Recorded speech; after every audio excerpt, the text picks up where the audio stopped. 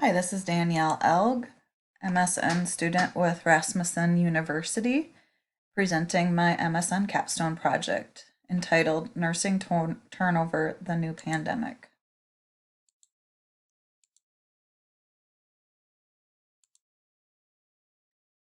As an introduction, the nursing profession has experienced staffing issues for many years. However, since the COVID-19 pandemic hit in 2020, the rate of nurse turnover has soared. NSI Nursing Solutions Incorporated has referred to this as the Great Resignation. Turnover is considered by myself as the new pandemic since the nurse shortage is a global issue. This project will focus on one hospital or what one hospital could do to address the issue.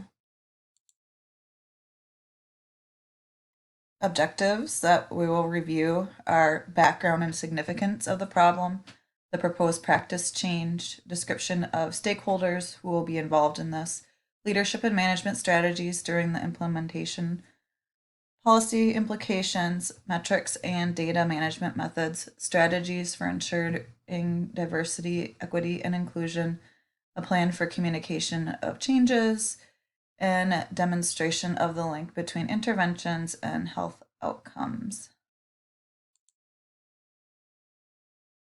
Background and significance.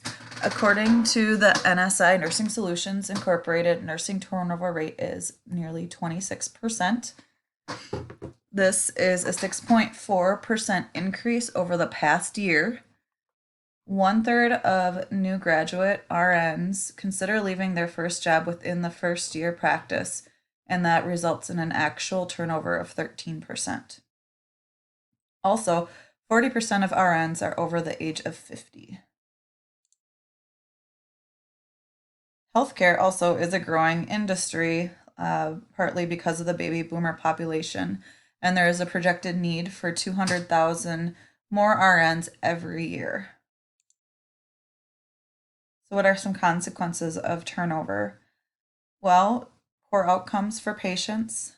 This can be associated with an increased risk for falls, increase of preventable infections, increased mortality, increased medication errors, and decreased patient satisfaction.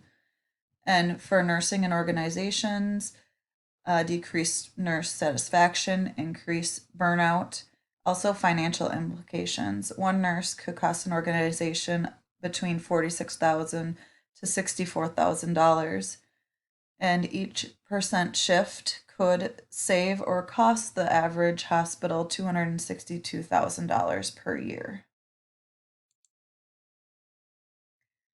For the practice setting that I am working with is the Minneapolis VA healthcare system. I work in a small outpatient clinic. Specific data, unfortunately, is not available to myself at this time, but there are multiple vacancies within the organization at all levels of nursing.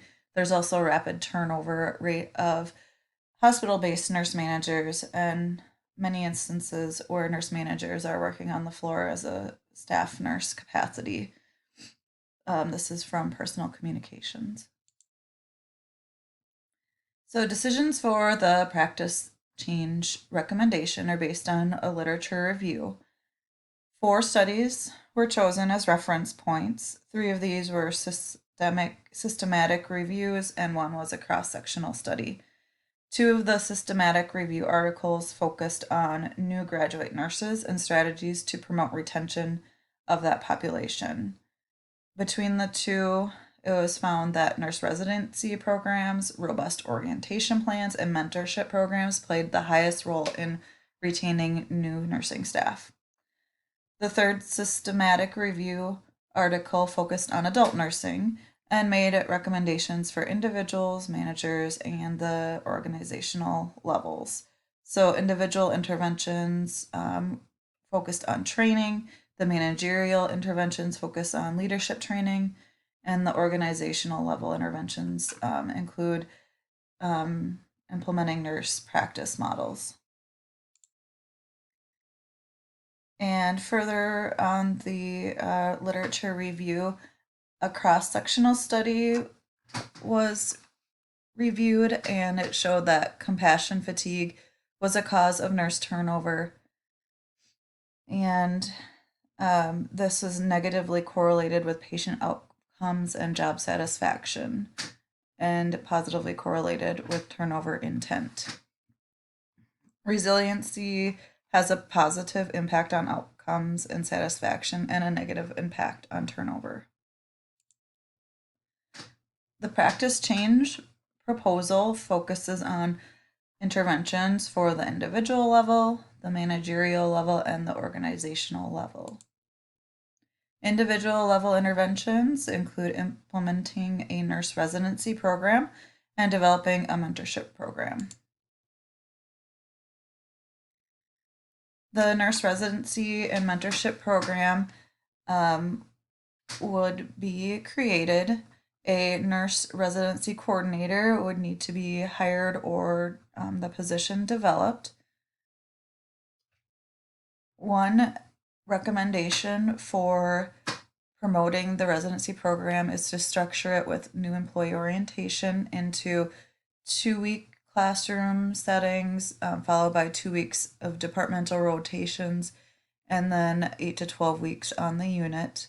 This has shown that new graduate nurses have positive outcomes. Another example is the ANCC has specific criteria that they recommend for creating a nurse residency program, which focuses on leadership, quality outcomes, organizational and culturalization, development and learning, and practice-based learning. Also, with this program's coursework will be included on resiliency, confidence building, critical thinking skills, communication strategies. And by following these recommendations, it's been shown that up to 2 years of benefit was associated with those course outcomes. On to managerial level interventions. So training will be provided for managers that will focus on effective leadership strategies, communication techniques, rounding exercises, developing a just culture, empowerment, and one-on-one meetings with the employees. The rationale is for this is that having leaders with effective leadership, creating a sense of belonging, and professional development opportunities are all things that positively affect job satisfaction and retention of experienced nurses.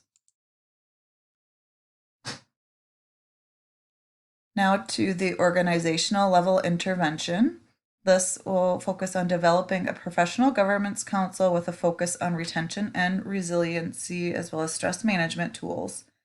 Burnout is a well-documented psychological event in healthcare and has consequences for the organization, such as absenteeism and turnover, and this also contributes to poor patient outcomes. Resiliency has a positive impact on outcomes and satisfaction and a negative impact on turnover intent. So the rationale to back up the Professional Governance Council and focus on retention is that when nurses have the opportunity for professional development, they have increased job satisfaction. And as we know, increased job satisfaction leads to a decreased intent to leave.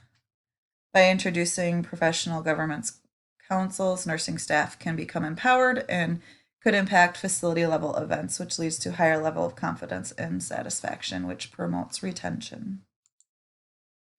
So on to stakeholders for the practice change development. We have the project manager, chief executive officer, chief nurse officer or nurse executive, human resources, financial department, information technology, quality improvement, nurse educators, nurse managers, and staff nurses. So when developing or determining who's responsible for what for this project, the RACI matrix will be utilized. R is for responsible, A is accountable, C is consulted, and I is informed. Team members are assigned different levels of responsibility according to the specific task that's being completed. So the responsible party is the person who's going to be in charge of completing a specific task. They're usually working level staff. The accountable person ensures the work is done appropriately, and typically there's someone with decision-making authority. The consulted team members are those that are informed of tasks before implementation, as it could be directly impacted by the decisions that are made. And then finally, the informed team members are those that you want to keep in the loop, but they don't necessarily need to sign off on a task. Some of these tasks are assigned based on job categories or position, while others are tasks using this RACI model. And this would be designated as a group in the early planning stages. So the project manager, specifically to them, this person is responsible to make sure that tasks are assigned and completed on time, and the team keeps moving towards the end goal.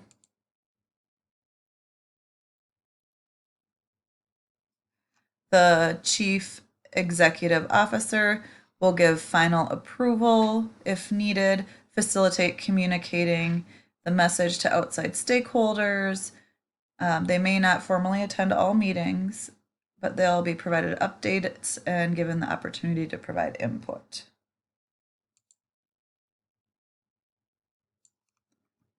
The role of the chief nursing officer or nurse exec is to assist with communicating updates to all employees in the form of podcasts, recorded videos, or written communication, which will increase buy-in from the front line and support staff. Provide messages on a scheduled basis to all employees across the organization, but also to the subgroups that are directly impacted. The communication events will occur routinely up until and during the implementation phase and periodically thereafter, so that staff are aware that the facility is vested in this project. The key person responsible develop the Nurse Governance Council along with one of the nurse managers and one staff nurse, and they play a role in evaluating steps that have been taken in the process during the timeline. The role of human resources is they are involved because they're an expert on methods to attract new employees and the messages that are posted on job sites. They're responsible for writing a job description and seeking to hire an RN to oversee the nurse residency program, utilize diversity, equity, and inclusive strategies in job posts, and they're responsible for providing meeting invites to members and making meeting agendas. The financial representative will review costs and benefits and return on investment opportunities. The main expenditure at this point that we are foreseeing is the cost of hiring a new position to oversee the nurse residency program. Other examples of possible expenditures include staff time, technology to create surveys, costs of creating a dashboard for monitoring quality indicators related to this project. The role of the IT specialist. They will assist with any challenges that team members may face with operating technological equipment. They'll create an online SharePoint site for the project team to utilize for storing information and important documents like meeting minutes, policies, and educational materials. And then they will also create the quality dashboard that we'll use to monitor our metrics. Quality improvement staff will assist with assessment and tracking quality metrics that may be related to nursing turnover.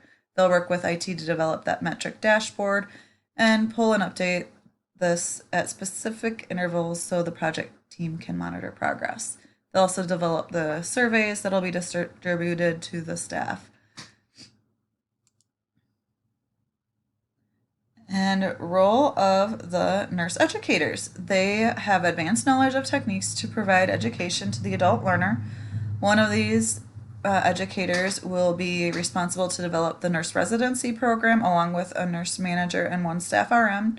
And then the other educator that's involved will be responsible to develop the leadership training course with the assistance of the other nurse manager and staff RN.